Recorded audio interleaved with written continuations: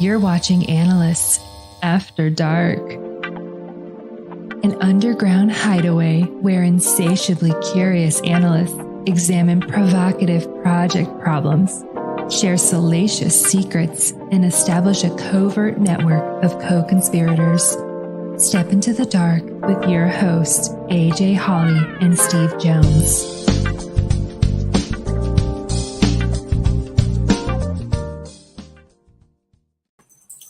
Well, hey, you don't look like Steve Jones. I'm not Steve Jones. What happened to Steve Jones? What did I you have do with no Steve? idea. I don't know. I just got a call saying you couldn't make it. Something was up not even 5 minutes ago. And boom, here I am at the ready for you. Steve is actually and for on all of vacation. you. Yes, Steve is actually on vacation. And we said, what would be fun if we just said, hi, Amy, could you join? And could you be the co-host of Analysts After Dark? That took a lot of arm twisting It did. and negotiation. I barely got that sentence out before you were like, yeah, when can I sign up? When can I do it? Well, thank you for asking me. I'm very excited to be here. Well, thanks for being here. Thank you for being there. I actually was just on your website yesterday. No, a couple days ago, and I was signing up for both the Orlando and Toronto conferences. I was submitting for my see what was going to be there to see what I could present. Awesome. Conferences. Yeah. Yeah, we the call for speakers for those two events, which are in March. We've moved Project World up to March, and really only because we had no choice. It was the only time the convention center had space. And then we've moved, Orlando is the last week in April. So the call for speakers ended on Friday. And I guess whatever was set within our system, like closed it on Friday morning as opposed to at midnight on Friday. So if anyone who's watching didn't get a chance to submit, we're going to extend the window for that until next Friday. It's not this one, but the following Friday. So you still have time. Wonderful. Yes. Hi, Leslie. Called you Conference Barbie. Oh. Oh, and that's funny because everybody calls her LinkedIn Barbie. So now you conference.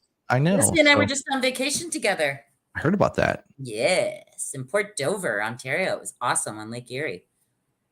And I heard that you kept their hospital busy while you're there. I think that they look forward to your trips just because it has. I never went there. Quota. I didn't go. I was advised, but I didn't go. I got a bee wasp sting on my hand, which was like a catcher's mitt. Like a catcher. Pictures of it. It was very swollen. It was fat. It was fat and it was hot. It looked like you ever seen a kid draw a hand? That's what it looked like. Yes, it did look like that. Yeah. And the broken toe from jumping into the lake after my dog, who I'll bring on in just a moment for everyone to meet. But he's from Turkey. He's only been here for 2 months, and I wasn't sure if he could swim, but he can. He Wonderful. Sure can. So I went following him, and boosh. So despite the 2 injuries, it was a fantastic 2 weeks away. Well, glad to have you back. Thank you. And I know that we were going to be joined by Hans Eckman today, but I think he's had something come up.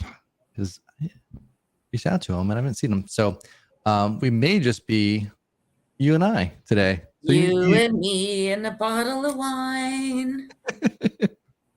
Wonderful. I can break out my recorder. I mean, this sounds everyone to the dog. It sounds lovely. Sounds like a lovely evening for all. We're gonna have a party. We are going to have a party. But I mean, I know Hans is going to talk about presentations. I can talk to that a little bit from my perspective, certainly not with the expertise he has as a presenter. But, we can always talk about what I look for from my end and what I've seen has been really successful for people in the past and what works, what doesn't. And I think that would be a really good insight because we don't often get to see that from a conference runner's perspective. Yeah, We yeah. get to see, other perspectives of either speakers or people that, we watch sessions ourselves, but not from what would you do to hire me as a speaker, And I feel like that's one of those things, if anyone is looking to kind of move their career a little bit and to be in the speaking realm, it's one of Yeah. those things that it would be good to kind of pick your brain. So I don't think anybody needs to have this introduction, but would you like to introduce yourself, Amy? Tell us a little bit about you, what you do. Well, my name is Amy Riddell. So I run the Project World, Project Summit, BA World conferences, portfolio of events across Canada and the US. I think sometimes we have as many as 12. This year, I think we have 10. So I put together all the content for those. I work with people like yourself and other speakers like Hans and whatever, along with different advisory boards in each city to kind of create this content that's going to be relevant to the different regions in which we run. I think what kind of makes us different than other events out there is we really put the focus on making things interactive and fun. And I think especially after what we've come out of over the past 3 years, people's attention spans are short. And if they're coming back to events, that's fantastic. But we want to make sure you're entertained, but you're still learning. Like there's so much tangible stuff, but it's being presented by people like yourself, like Leslie, like Jen Bedell, who was on a couple of weeks ago, like Hans, who are real thought leaders and innovators in the space, but also really know how to engage and are accessible to people when they're at the events, because everybody always stays for the full extent, and attendees can come and talk to you, bounce ideas off you. A lot of times it's led to collaboration. I think that's how a lot of people within the whole speaking circuit were at these events, and now they've become great friends, coworkers, what have you. So the events are super fun and super interactive, and I hope if anyone's watching who hasn't been to one, they will come to them because they are a good time. Well, I think I've heard that complaint a couple times is that the speakers are, specifically me, too accessible. It was too accessible. What does that mean? We need to see less of you. Can you go somewhere else and let everybody else stay? I think that's what I heard multiple times. That never happens. Liar. Oh, do you have a little drink tonight? I understood that we were supposed to come. It's not that we normally ask about it, but yeah, I've got a little sipper. That's Vince's show. This one, we just assume everyone's drinking. So it's his, like, you have to have a big deal about it. Ours is just, if you're on this late, you're probably drinking. If not, you should be. All right. It makes the show better for sure. Even my dog is drinking. I saw that little wine bottle, right? Teddy, go get your wine bottle. He is like out. I don't know if you can. Oh, we'll bring him on later. That's okay. Yeah, we'll give him a few minutes to sober up. We do normally start this show with asking what your favorite after dark activity is. Mine? Yeah. The guest, but since you're there's been a huge pivot, man. Massive pivot. Oh, yeah. You're playing 2 roles tonight. I probably could have said something salacious a while ago. Nope. Now it's like going outside to the dog park behind my condo to meet my friends and let our dogs all play together.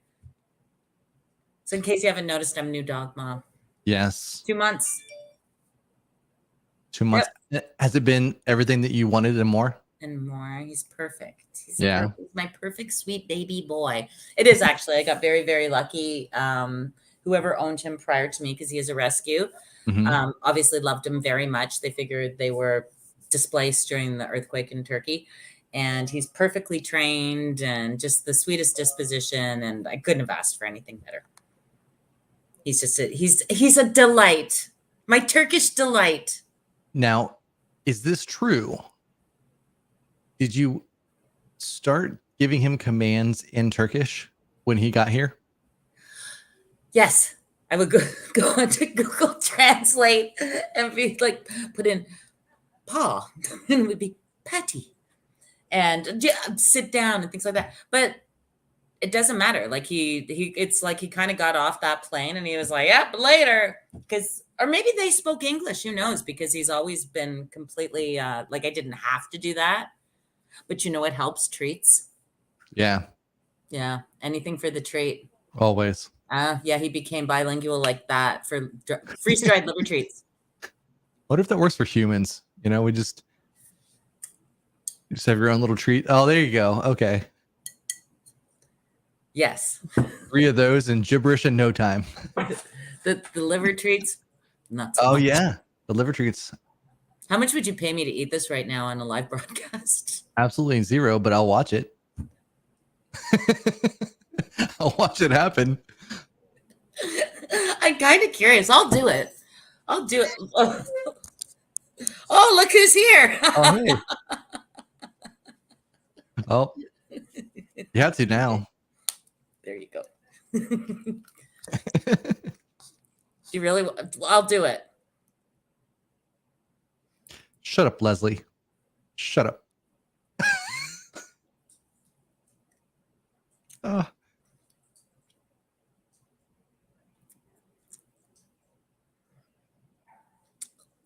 Here you go, Teddy. Good boy. God. There, if anyone wants to lose weight fast, follow me. We're gonna start the freeze-dried liver treat diet. That's all you get. I have to ask, are those better or worse than clam chowder? Oh.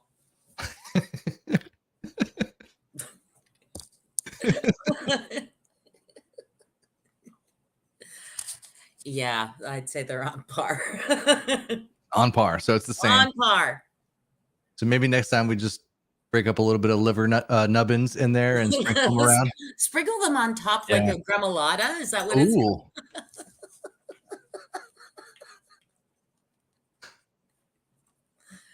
Yep. So, do you want Teddy to get in on this action? Sure, why not? Maybe can we have like a separate camera for him, and we'll just make him the third guest or the third person in there? Yeah. I shouldn't have brought out the treats. It's too late now. Anyway, enough about my dog. I'm sorry. I have turned into that person. I said I'll never be that person who, like, fills their social media feeds with pictures of their dog, and that's It all. happens. And talk about nothing but their dog ad nauseum. But I have become that person. It happens. It's Yeah. a big part of your life. Yeah. I get it. Yeah. Well, he's my first dog. Yeah. Did you have dogs when you were growing up? Yeah, so we lived out in the country and we had outside dogs, if that makes any sense. Yeah. I saw my friend Dorothy last week, and she grew up in the country too, and dogs were not allowed in the house. Yeah, and it was weird. And then now I just realized, like, we should have had inside dogs all the time, but what can you do? You're a kid and you don't know better. And you say, hey. Well, I mean, that's kind of the way it was, though, back in the day. Like, you grew up in what, like just after the war, late 40s? Yes, spot on. I was actually Captain America, and they just froze me and then unfroze me. Now you told my secret in front of everybody. Way to go, Amy. Well, blame it on Hans for not being here. Yeah. We had to talk about something. We had to, and that had to come up, and then now there we are. I'm spilling government secrets. There we go.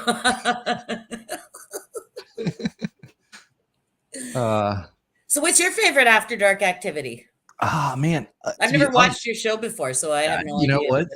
You and about everybody else. No, actually, I enjoy having a nice scotch and then sitting right here behind me in that chair and listening to some music. So I've got some nice speakers in here, and I just like chill out, and I don't do anything. I'll just sit down, relax, and have a nice glass or several of scotch.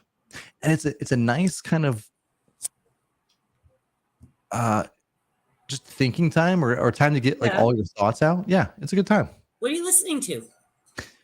It's a little mix of everything, but I really do like some psychedelic rock. Like what? So like some Led Zeppelin, some Deep Purple, some Rush. Really? Yeah, Rush? yeah. Rush from Toronto? Rush from What's your Toronto. favorite Rush song? Oh, um, hmm. I like Working Man a lot, and it's one of those Oh, songs that like no one lists as their favorite first, but you know that one's great. Tom Sawyer's great. Limelight's great. You know, I One just Stand Still is one of my oh favorites. yeah, that's a great one too. Yeah. And I Um, actually even like like early 80s like Subdivisions. okay.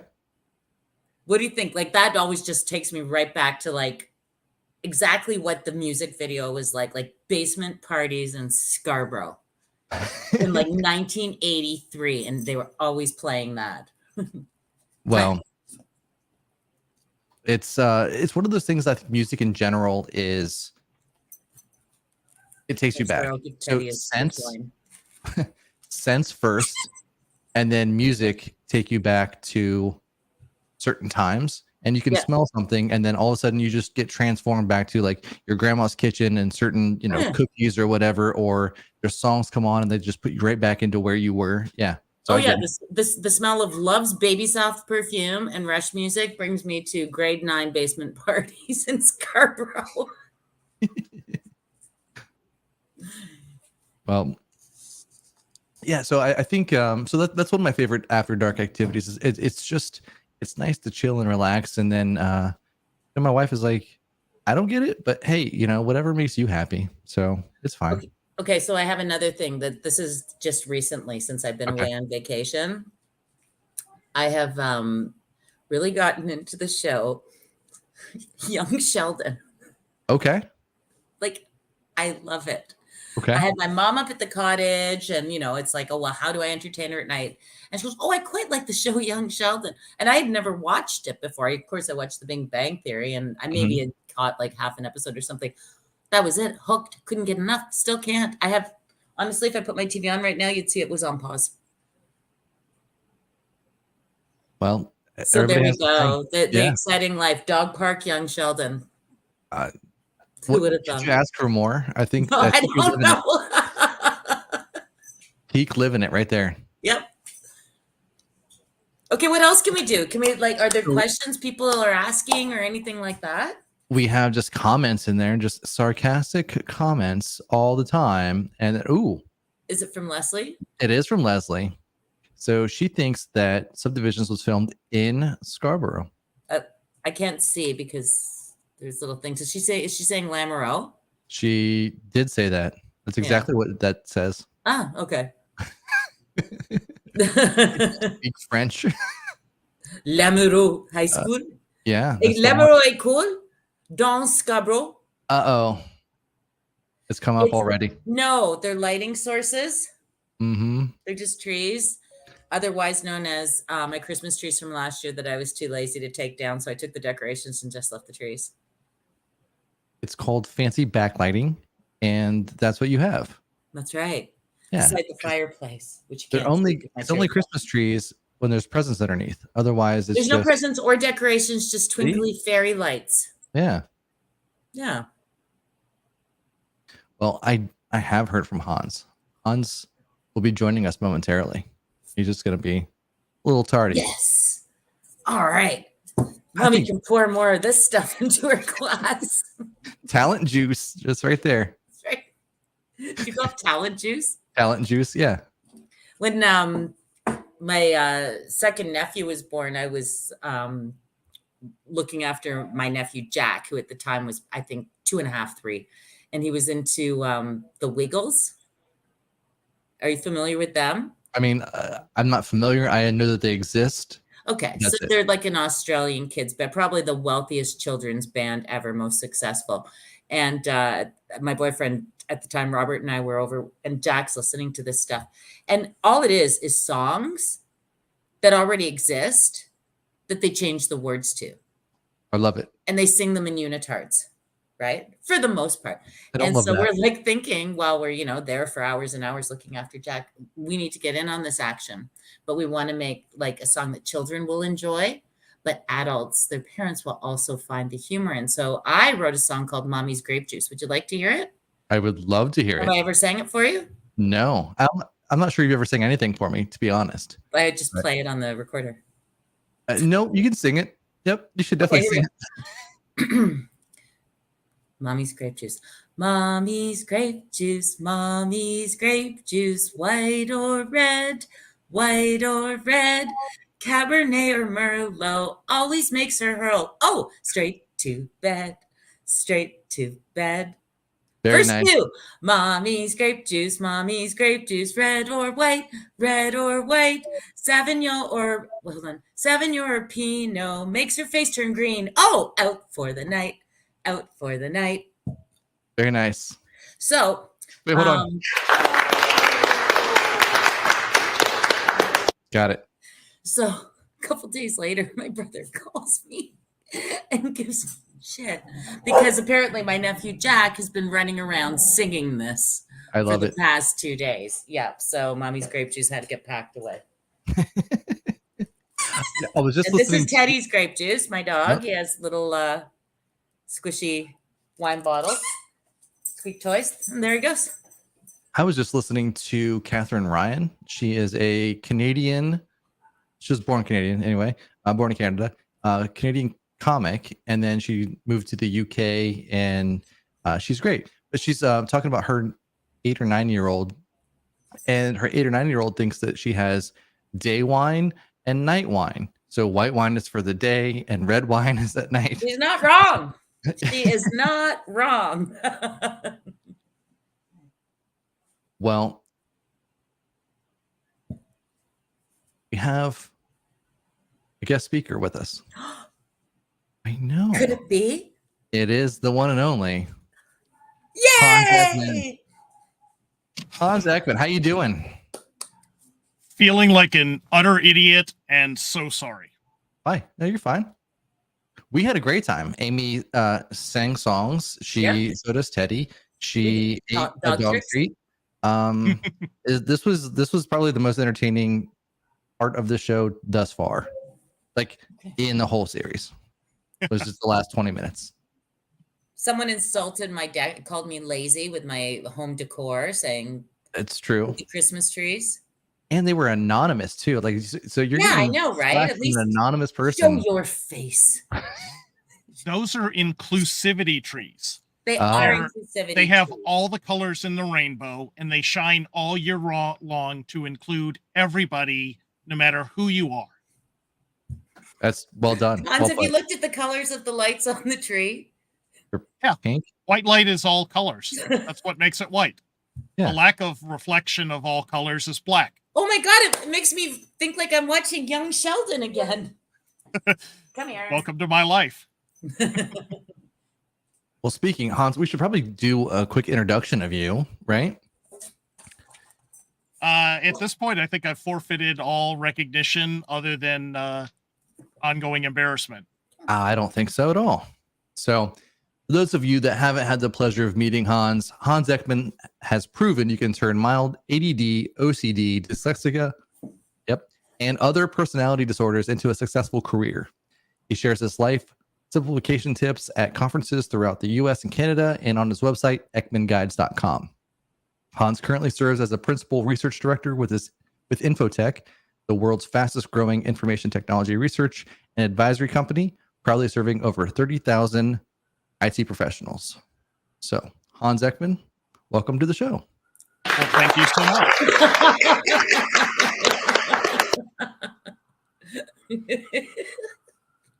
You ever have one of those days where, just when you're about to take a breath, something else happens and it just keeps cascading, and then all of a sudden, like, reality hits back and you realize how things have gone out of control? Well, I had one of those Monday. I had 2 Mondays on a Wednesday. So. Oh, yes. 2 Mondays on a Wednesday. That's the same day.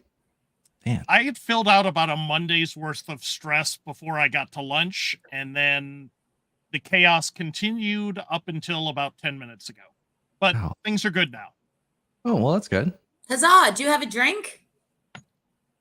Yes, I do. Wonderful. Yes. I grabbed that as I was running down to the office and trying to brush sweat off my forehead from running down to the office. That's my exercise for the month. There you go. You're good. Get those that large ab.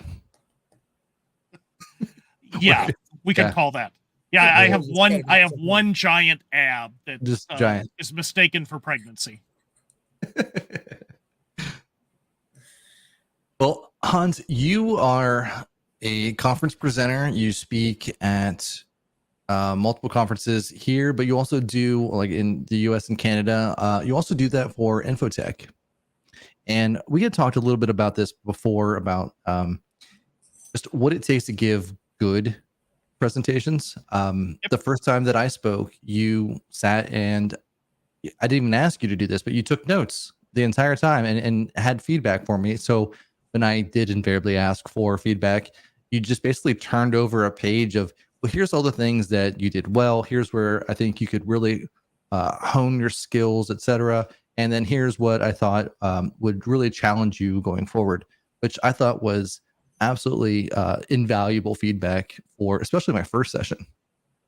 So with that being said, like, what skill sets do you look at other presenters and you say, hey, this person's doing a really good job? And what do you find interesting when you are kind of evaluating somebody else's speech? I would say if there's only one thing you're going to get right, it's making sure that the audience is getting value from it. You're up there and you're speaking on something you care about, you're interested, or you wouldn't be doing it. So the worst speakers, and these are the ones I can't even stay in the room for, it's all about them. And it's about what they want. And it's, you waste the first 15 minutes on their bio, which is totally irrelevant. But what's really there is the audience is giving up valuable time and potentially missing out on another great session to hear you.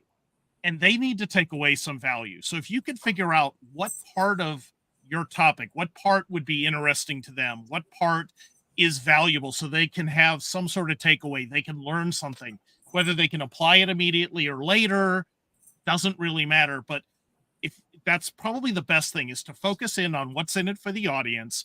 And if you can do that, everything else is just refining your storytelling, refining your skills around delivering that message.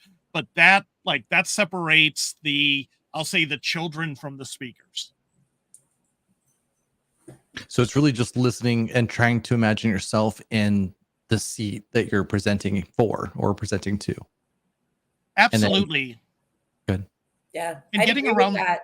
I've seen people, the whole presentation is almost about themselves. I did, and then I did this. It's almost like an hour-long resume delivery, maybe with a little bit of relevance, but and no one gets anything from that. So, yeah, don't do that. Well, and we always suffer from the hindrance of knowledge, right, which is we can't unknow what we know. So when we're going about a topic, we already have understanding. We already have a perception. Often we want to look at what are those nuances that are interesting to us. And we forget that the audience might not even have that sort of context. Early on, one of the challenges I really had was the content I was delivering was valuable and somewhat interesting, but the group couldn't apply it. There were too many instances where they're like, well, that worked for your special instance or that worked there, but I can't do anything. Like, are you telling me the only thing I need to be successful is SharePoint? No, that's not what I meant at all. And when I started really listening to feedback, really gathering it from, other attendees, that's when I really realized, okay, I need to help them connect this to where they are in their journey and help them get a little bit better in some area. Somehow they can apply or use this. And that's really been the big focus for me. And I'd say the number one feedback I try and provide in helping people who are trying to get over that first hurdle. The first hurdle's getting up there. Yeah. It's terrifying. Yeah. After that, really connecting with the audience. And it's the difference between being kind of a bummer and forgettable and moving into, that keynote stage in a short amount of time. Can I ask a question? You're the co-host. You can do whatever you want to. Yeah. So there's a lot of focus on storytelling in presentations or in keynotes. And I kind of wanted to get, what's your take on it? Because I have my opinions on it, but I wanted to know, what do you think? So I would say we got to classify what we mean by storytelling. I think storytelling is vital because it is the process and the sequence by which you're getting your message, getting your value across to your audience. In terms of telling stories, telling anecdotes, telling jokes, not as much. Like, that is a part of it, and people remember the stories, but you can deliver a lot of great content and make it memorable, taking people along on the journey without saying, I went to buy a loaf of bread. So the people who are focusing on just trying to tell stories from their past as an example, I think are falling short. But looking at it as a storyboard, how do I get people to really buy in and connect with what I'm saying? Yeah. That's the part of storytelling that I think is valuable. What have you found, AJ? And this is going to be super embarrassing, but Amy, help me out. Okay. I forget his last name. Marty Clark. Yes, thank you, Marty Clark. Marty Clark was one of the best people that I've seen, speakers that I've seen take a story, weave in the things that you need to get out of that, keep you engaged. It's almost like watching a movie or reading a book. You know how you read a book and then it's about this character and then it moves on to another character, but you were really invested in that one story and you're kind of upset for the first page until you get into that. And then it comes back and it ties it all together. He did a great job of like weaving in his story about customer service and about how he was just completely pissed off with this one scenario, about how this one person saved the day, comes in, tells that, and then ties into, here's what this person did right. Here's what I was expecting. Here's what they did. Here's what they did. And then he goes back into his story. And so now you've just got a lesson. Now you're sitting back and you're like, okay, I just learned something. I can process it. I can be entertained for a second. Yes. And he's like very, very funny as well. Yeah, he is. And then he goes back into the next thing you have to learn. So he had 3 segments where he taught, 9 bullet points or whatever it was.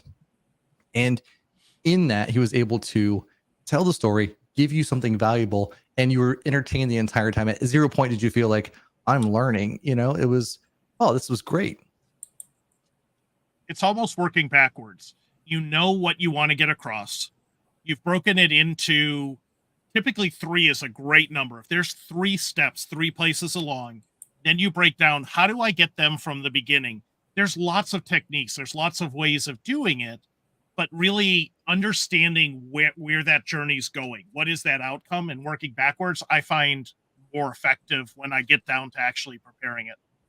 Amy, what was your take on storytelling? Because you've seen, great, you've seen less great people. You have to select people for your events. How does storytelling play? I think sometimes people go overboard with their storytelling, and they, when you have to say, stay with me, we're coming up, there's a nugget in here, just hold on, wait for it, you've gone way too long. I think they need to be, you only have the audience for an hour and you want to keep them, right? Like if it's all of a sudden you're going on and on about this and that. So I think it's a great tool to get a point across, to make it relevant to someone, to, make it personal to you, but also that the audience is on board with you on that. But you got to keep it tight. My opinion. So Leslie asked the question, should the content or delivery of a keynote change depending on how many attendees are in the room? I should save that for, actually, can we save that? Yeah, we'll come back to it. Hold on one second. I have an idea. What's the idea? All right, you'll see.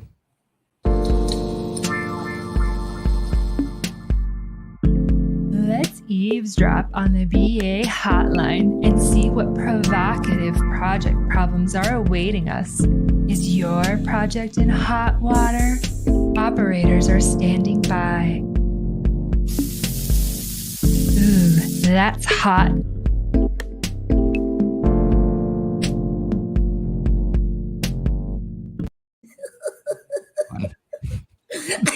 I never noticed the sizzle. Yeah, it's you inspire me every time I watch you present, I watch you do something.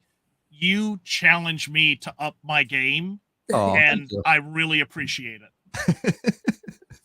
I'm an incredible nerd, and I need a creative outlet of some kind.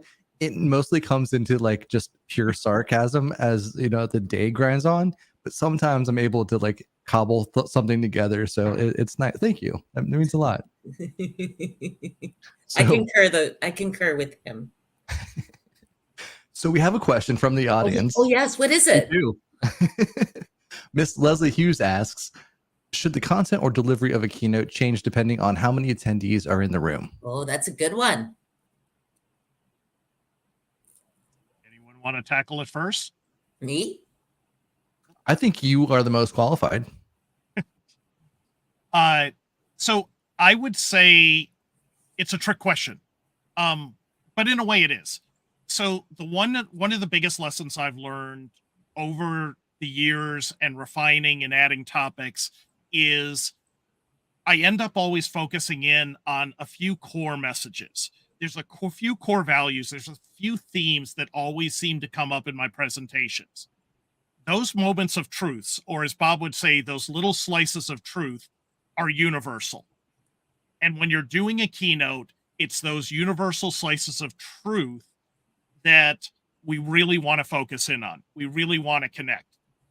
However, to connect people with the audience, you've got to make that emotional connection. You've got to get their buy-in. You've got to take them on that journey. You need to be able to tune your story, tune your storyline, tune your presentation to match the audience, to gain that buy-in, to gain that trust. So, even looking at Amy's events, as we go city to city, there is a huge difference between Orlando, which is a fun, energetic, wild, exciting, engaged crowd. And then in the old days when we went to Winnipeg is like staring at a warehouse of mannequins, but they've got that same emotional connection. You just don't know it while you're on stage. So you really have to tune and figure out how to connect with them and bring them along. And sometimes you really have to deal with the fact that the feedback, the jokes, the laughter you're expecting doesn't come, but it doesn't necessarily mean you didn't connect. So universal message, universal truth, that's the same, but tuning it to your audience to help take them on the journey, I think, is critical. And that's really where the best storytellers come in. Yes. Well said. It's true. What do you think? Can I ask something? I had someone tell me once that they went to a speaking coach, and that person told them, never, ever, this is for keynotes, ever go into the audience. Stay on the stage. And I'm not even kidding. This wasn't that long ago. It blew my mind. I was like snobbery on stage. Like, don't go in. You're putting yourself. I personally think that people who go in, interact, and it kind of goes back to what Leslie's saying, regardless of the size of the room, that making the contact and the emotional connection really strengthens the presentation, makes you relatable, puts you on the level. What are your thoughts on that? Do you do that when you're? We can't ask AJ. He hasn't done a keynote yet, but he is. Vancouver. Sorry. Hello, Vancouver. Vancouver. So if I was doing a presentation or a keynote at Folsom Prison, I'm not probably going to go into the audience. Is it in Folsom Prison? Yeah, Johnny Cash. Elvis. I know it. The water. Don't drink the water in Folsom Prison. Also, I think Metallica did one there. No, was it one? Anyway, they did one of their music videos there. We'll find out. Let's use our Googies. Yeah. I understand that if you're in a big auditorium or you're in a big audience, right, you want to make sure people need to see you, people need to connect, which is why in a big auditorium where you've got a camera and a screen, you can get away with that. In a small audience, it's easy. So you've got to be aware of your stage and stage presence. Like when I'm doing, honestly, infotech, which are, senior IT professionals. Right. I can't go into the audience. No. There's a distinct desire to have that distance between us. We're on a raised stage. Yeah. It's just not conducive to that environment. So in that case, I've got to use the stage as if I was in the audience and bring them in. It also may depend on your what you're doing and what you're storytelling. I think there are. Do you like going into the audience or not? Some people do, some people do not. I'll be honest, I have trouble because I'm analyzing everything as I go. Oh, yeah. As I start going out, I'm now thinking about everyone that's looking at my back. Which angle should I be doing? Am I going to fart? What's going to happen? So yeah, totally. Keeping towards the front is a little safer for me. I heard that right? You did. Heard what? Okay. He said, if I'm a work of art. He did. That's what he said. I heard it. I want to be a work of art. You are a work of art. You really are. But think about like Amy with APC, which is a massive event. There are people who have that connection that could go into the audience, but most of the people who do well there do well up on stage. Everything's drawn, everything's centered. People are connecting at that one focal point, and that really works. Whereas, someone going into the audience could work, but I think if you've got a big audience, you've got to have the cameras and the lighting. You need the cameras and the lighting because then people can't see. It's like asking for questions and without a microphone from the audience. Yeah. And then the speaker not repeating back the question. That drives me crazy. And Hans does a great job of like sprinting like a maniac from one side of the room. Remember in Toronto? Yeah, I do. Was that Toronto or was that APC or Project World Toronto? Where he ran like a maniac. Yeah, it was a full on sprint. And it was Toronto.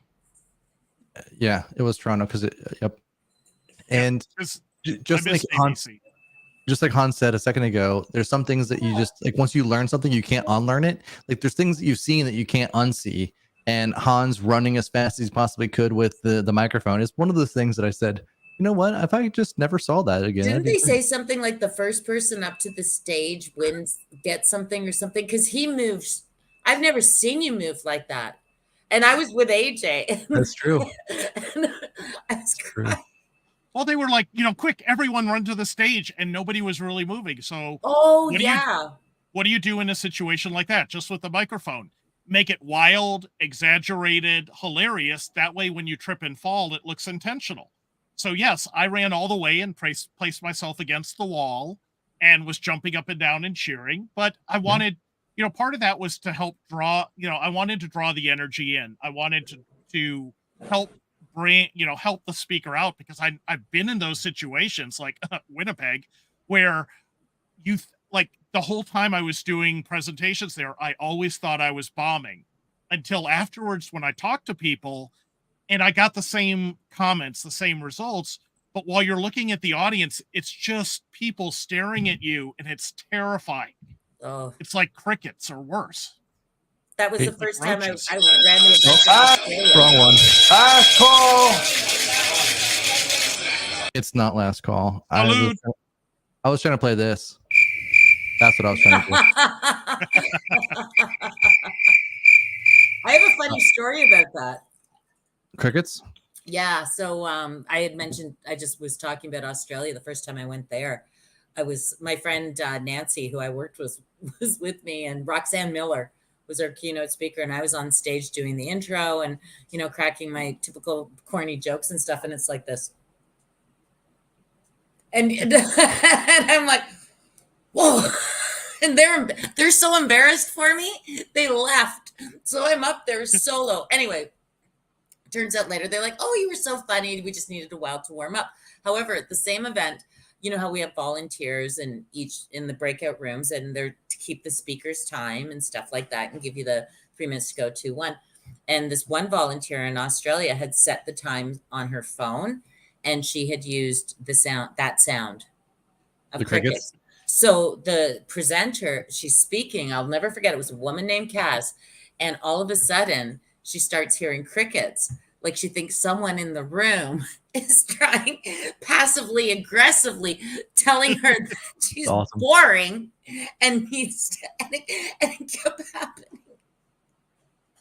And I had to go and she told me after, unfortunately she thought it was funny, but I had to go and tell the volunteer that might just set it on vibrate. Well, if you think about, like, if you're thinking about becoming a speaker or you're watching speakers, it's easy to exaggerate the distance between you. Like in a small breakout room, you're like, yeah, I could probably do that, but maybe I'm not there yet. You're a lot closer than you thought. And when you're moving into a large audience or a keynote, what we have to compare is those large stage performances we've often seen.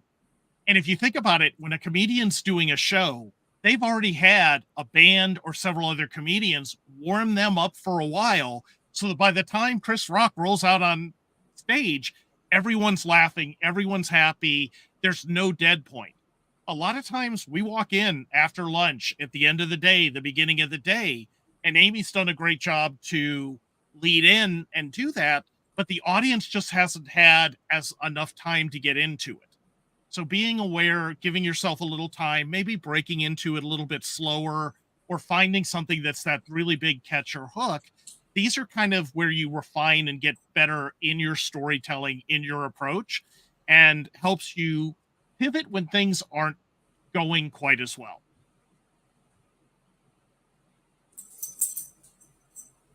Yeah, I think one of the things that I like when we have speakers, Jessica Holmes did this.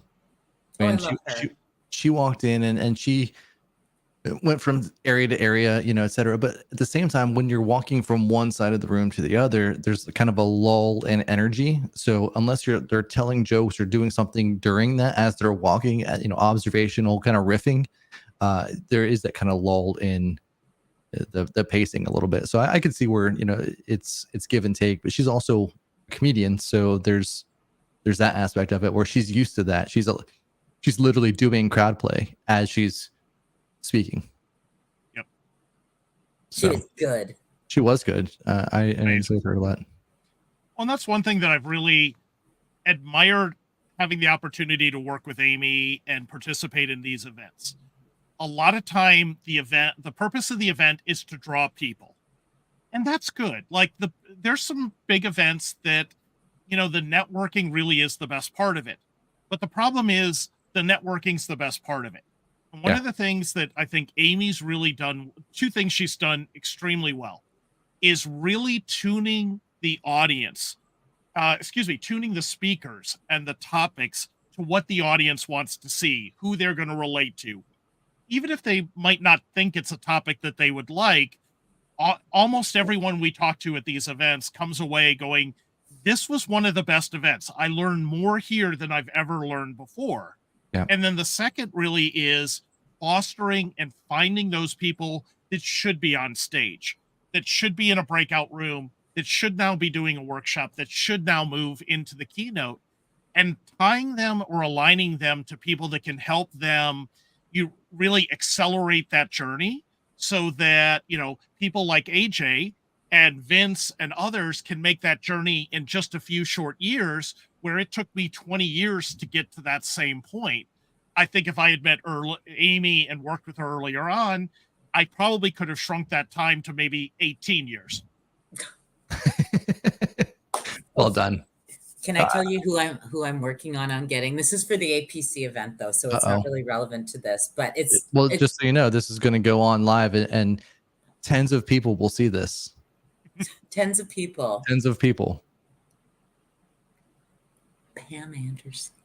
Ooh, that'd be awesome. If you've seen her Netflix special, you'll know why. Yep. That's all I'll say. Who knows? It could happen. It might not happen. We're talking. She's Canadian. She's Canadian. She is Canadian.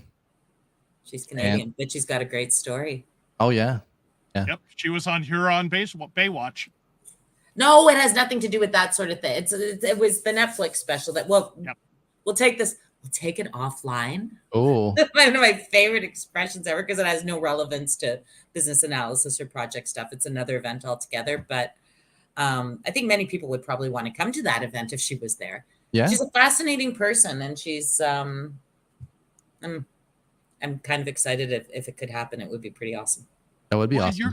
You're good at finding people that have that story that's going to relate to the audience. Yeah, and this is a very female-focused event that we're talking about. Absolutely. Right now. Yeah. And she's got a great story and something that, despite her life and her career and how that doesn't reflect anything most of us will ever see in our lives, she has a story that is going to relate. And people are going to walk away with a new appreciation. And every time I see someone on stage at your events, it's always the same thing.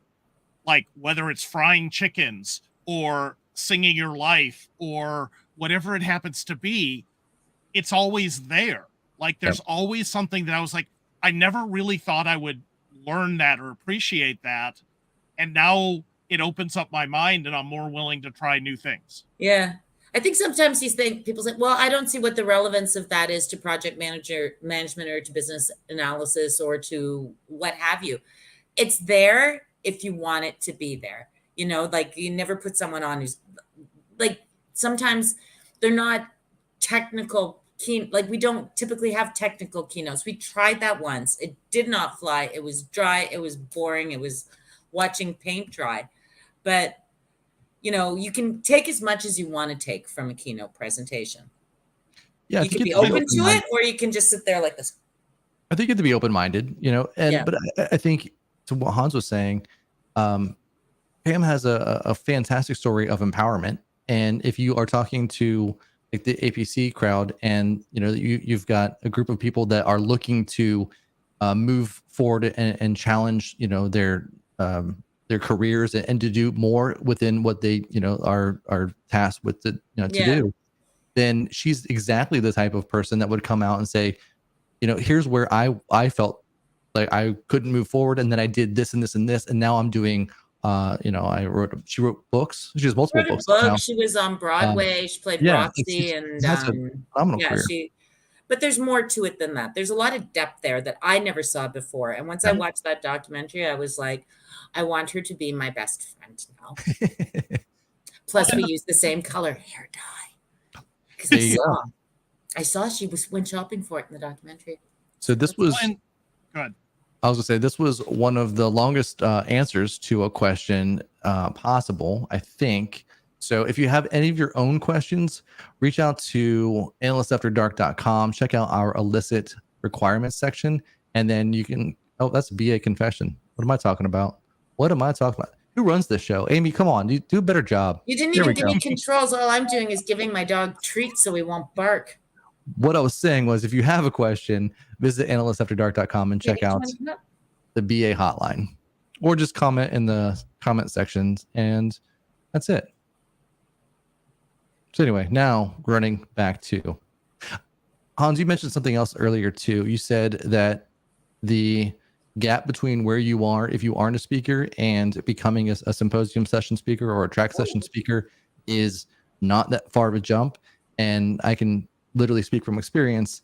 It's not, because, you know, one year I was sitting in those same seats, and then the next year I was on the reverse side of it. And it's not that difficult or it's not that long of a process to go from one to the other. The difficult part is figuring out what your value is, how you can take that and what your story and tailor that to a specific group of people that will find value in it. So share, what was your first topic that you spoke on? Imposter syndrome. No, it wasn't. Yes, it was. Nope. Boston. It was Orlando. Orlando. Yeah. Your first session wasn't imposter syndrome. You did a co-presentation with someone. The presentation was first, and then you're right. No, you're right. It was Amy's always right. it was the virtual conference with Kara Sundar. You are absolutely right, and that's true. And that's a great way to get started. Co-present, find somebody. Yeah. It's even if it's just a safety net, it gives you that comfort. But I respected that because you found something. You literally took what was standing between you and the podium and made that your presentation to get behind the podium. And so many people, even anyone who's seen that, it was one of the most impactful presentations. It was sincere, it resonated, it was personal.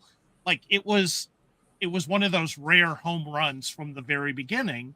And you were just speaking of something like, I'm going to share the problem I'm having because I want to do a little bit more and this is standing in my way. And you brought that to the audience and it resonated beautifully. Well, thank you. I sincerely appreciate that. I think it's very brave because you're very vulnerable in that, right? Now people don't want, they sort of see things like that as a foible, but I think that what makes that session so is that everyone experiences it. No one talks about it more now. People focus on it more now, but you've been doing that presentation for a couple of years. Like you were sort of ahead of the game when you started doing that. And I think that's what made it so special. And it was always a very, very packed room when you did that one. Still is. Well, it's a lot of fun. But it's also like you said, Hans, this is stopping me from getting there. And if you don't talk about it, then how can you get past it? How can you move beyond it if it's constantly just in your way? And I think just being able to share and talk about my experiences has allowed other people to kind of share and talk about theirs. And it kind of takes away the power from anything. I feel like either being able to share ideas or laugh at something takes the power away from bullies, from imposter syndrome, from anything. The more that you laugh at it, it's kind of like a scene from Harry Potter where they had those the boggarts, right? And then as soon as you laugh at the boggart, then it goes away. So thought I would do a reference or a nod to your Harry Potter presentation. Why, thank you. Yeah. And I will say one thing. You mentioned the podium. So Phil Barth is here, and he's a Toastmaster, and he'll tell you that it's called a lectern. A podium is where you win awards at the Olympics. The lectern is where you speak from. Is Phil watching? Yes. I actually thought your presentation was so good that you actually were on a podium receiving an award, and that was the way I was trying to use it. Oh, where's the chicken? Teddy, where's the chicken? He's trying to suck up for being 20 minutes late. And that I'm we're going to be in Orlando, and I'm still going to be apologizing for this because I feel so bad about it. Oh, don't worry about it. It's because when Jamie was on, I was 20 minutes late starting the broadcast, so we had to start all over from the beginning. So I feel like we've just it's ebbed and flowed, and that's how it goes. Yeah. It's one of the things that I've really focused on, kind of aside, but this does fit into the whole speaking and making yourself vulnerable, is just being able to better roll with the changes, roll with the punches, accept things for where they are. And I've really been trying to focus in on that over the last 2 years because I was just stressing and beating myself up too many times. And there's a lot of areas where I've gotten better at that, but there's still always room to grow. So I'd say cut yourself a little bit of slack, put yourself out there, give it a try. And, things aren't always going to work, but generally they do. Can I ask about that? Because from what I know of your personality, you are a very prepared person.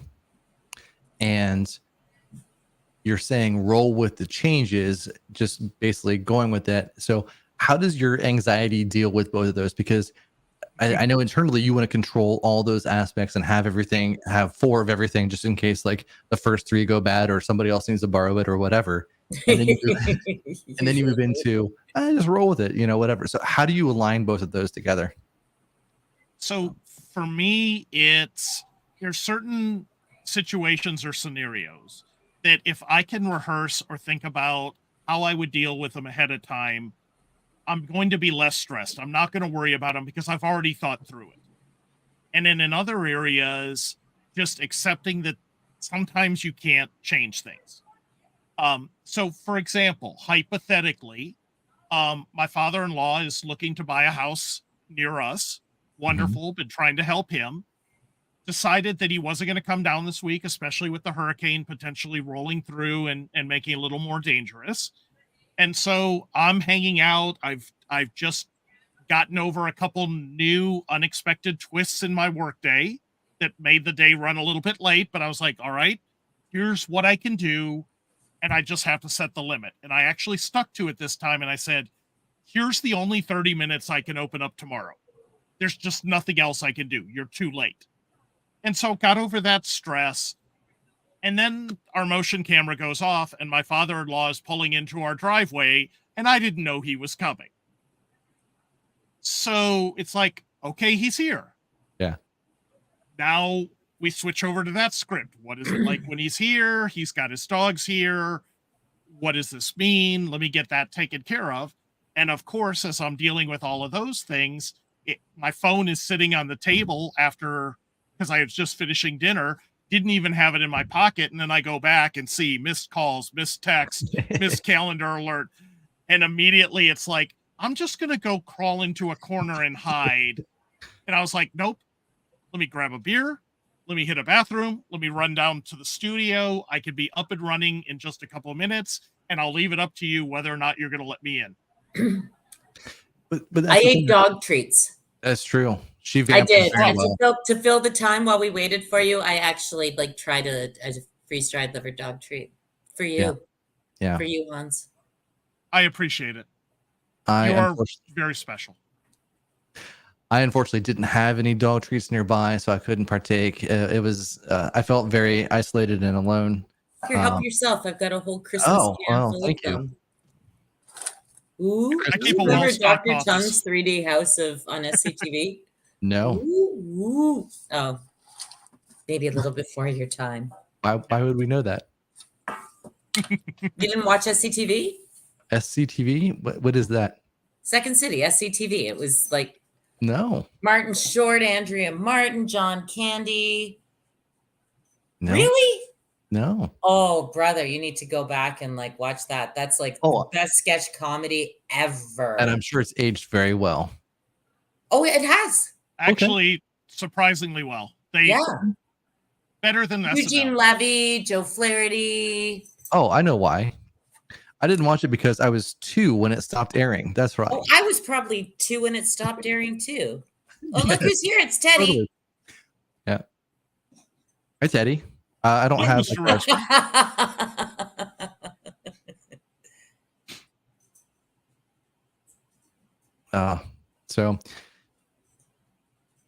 I think we have one more. Do we have one more segment? We have one more segment.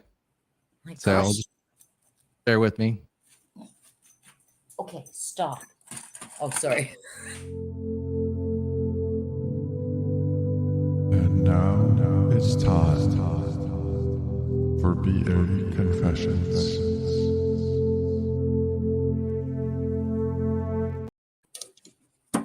All right. No more treats. BA Confessions. Sorry, And what?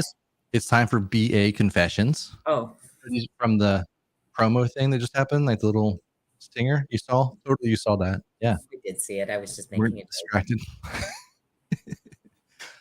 So at this point of the show is where we share submitted confessions from other analysts. We don't have any this week, so we just have to make up some of our own. And so I'll confess the first thing, I guess, and we don't all have to do it, but I figure that since I'm hosting, I might as well go first and make it easy for you all to share something. But Hans, you mentioned, I mentioned you sitting in my first session. I'm sorry, second session, my first live in-person session. How about that, Amy? I'm pretty sure you did a live one with someone else prior to that. I didn't. I'm sure I could go into the Unity database and tell you that you were wrong. Let's find out. Oh, I know your Unity database. I'll bet you won't be able to find anything. Probably not. And since we're biting the hand that feeds us, He's not wrong. Sorry, go on. When I went to do that imposter syndrome talk, I had gone out there, and for the first 10 seconds, maybe it wasn't 10 seconds. It felt like 10 seconds. My brain just lost everything. I lost my entire intro. I just like walked out there and I looked at a group of people that were looking at me, and I'm like, who's speaking here? Who's and it was me. It was just one of those situations where I had blanked and I had nothing left, and it was a panic moment. But you're talking about rolling with the change it a second ago, and it's what do you do in that? And I had to start somewhere, and so I rolled with it, and it took me 3 minutes. But like once I had those 3 minutes in the first joke in there, and I had the audience, then I felt like they were mine, you know. But it was one of those things that it's that scene or that dream that you have, you know, where you're standing in front of the class and your pants are down around your ankles or whatever. It's that anxiety of what happens when you fail. And so I didn't do the best that I thought I was going to be able to do. I didn't think that I was going to be able to, you know, get past that, but you move on, and that's behind me now. If it happens again, you know, I know what to do in that scenario in order to like kickstart it and make it fun, make it funny, or, you know, whatever. But it's one of those things that, you know, you shouldn't admit as a speaker, you shouldn't admit as a professional, but it's like everybody has the yips or, you know, whatever you want to call it, but it's always just like that blank spot. So that was what my confession. So Amy, I happened at your conference, but it's one of those things that you grow from, I think. Yeah. I want to amplify on something you said, because this is a debate I've had in our community, but also with people who advise me or trying to help me outside, but maybe not familiar with the events. And that is to not share that vulnerability, to not share those mistakes, to not reveal that.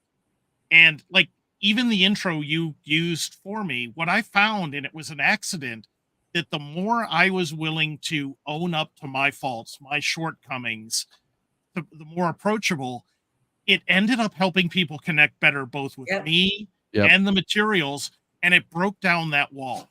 Yeah. I've had this, I mean, I can't even count. Every time I do a presentation, I have immediate anxiety. It's getting better. I'm almost over it now. But just pre-pandemic, I was doing a chapter event, standing in the back of the room, waiting while they went through all the business, and had a full-fledged anxiety attack.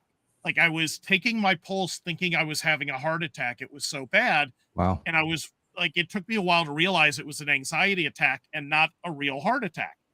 And I was able to calm my breathing enough to get up, to start things. And then I returned to normal. But it was terrifying. Like there's been a few times I've had those anxiety attacks. And one of the times I went to the emergency room going, I'm having a heart attack. This must be it. Yeah. Wow.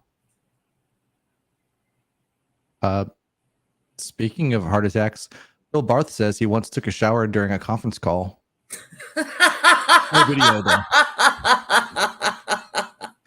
The thing is, knowing Phil, that doesn't surprise me. The only thing that I would suspect might not be true is that he was taking a bubble bath and doesn't want to admit that a grown man takes bubble baths still.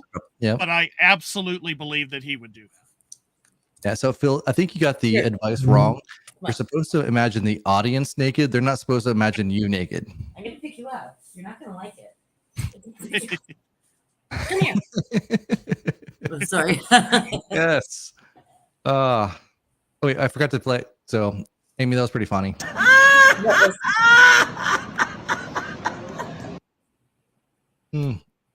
I haven't played that for Amy yet. What, that laugh? Yeah, it had to happen. So I'll share a recent confession. That's really nice and sexy. So I'll share a recent confession. Not too long ago, I was doing an on-site workshop and working with a wonderful team. And one of the things I try and do, especially because if you're in something all day or all week, it gets monotonous. It can get hard. So you try and keep it fun. I bring toys and candy and chips and try and make it entertaining. And the host was like, yeah, make sure, and tell jokes. We get into it, and I quickly discover that the organization has a very empowering and tolerant culture. Mm-hmm. One might say very woke. And they were very particular about making sure that at no point anyone was ever isolated, offended. So, self-deprecating humor, I was doing well. After this is over, I'm driving through traffic to get back to the airport to fly home. And suddenly it dawns on me that a joke that I've been telling all week long was so inappropriate. So one of the things that I've been doing is I've been giving out the little rubber duckies because they're fun, they're toys, they squeak. And throughout the thing, I was like, well, you came to the event and at least we gave a duck. That was like so far outside of what's acceptable to them, but no one stopped me because I wasn't there. But I didn't realize until I was driving home, based on other comments of what people wouldn't say, that I was like, oh my word, I should have never been saying that. That was so inappropriate for this audience.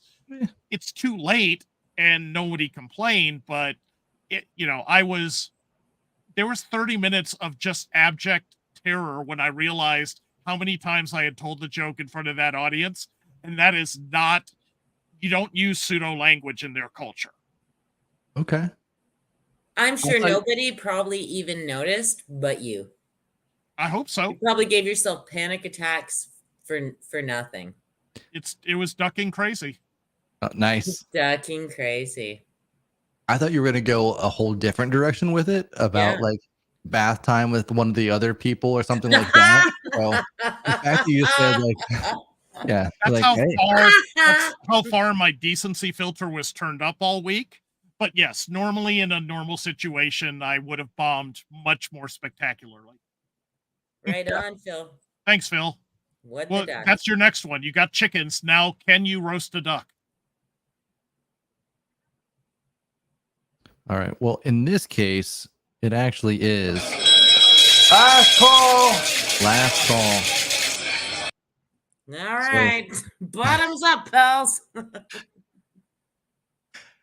All right. So at this point, wrapping up the show, Hans, do you have any feedback that you last minute notes, last minute ideas that you want to share with everybody or anybody to say, out of this session, here's what I got and here's what you should get out of this overall?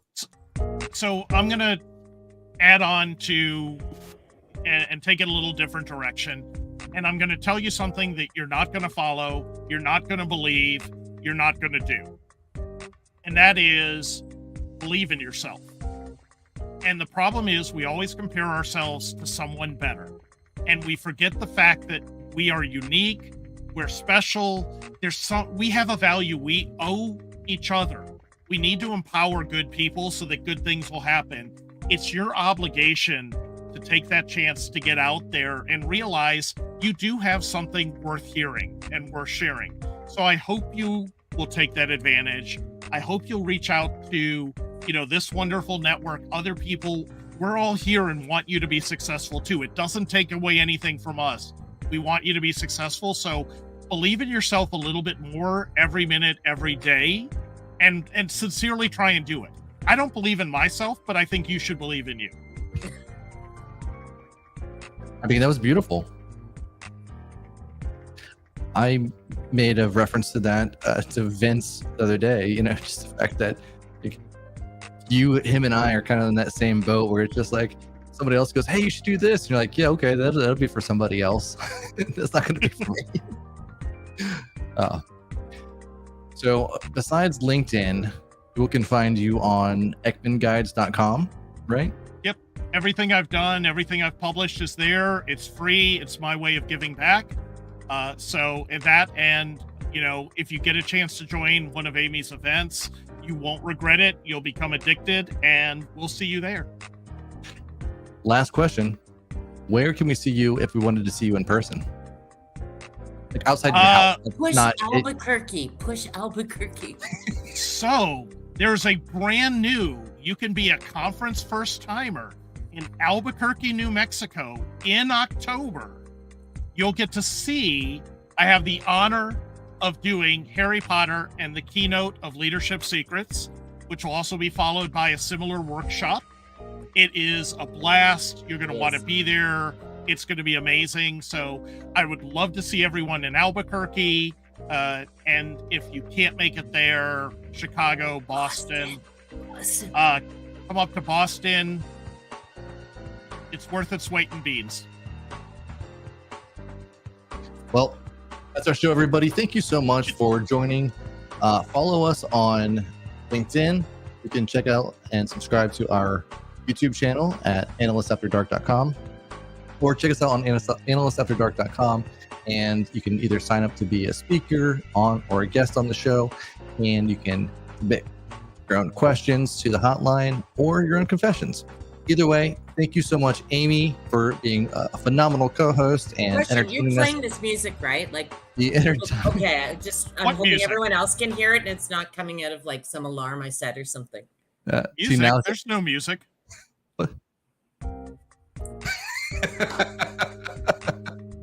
And Hans, thank you so much for have another liver treat.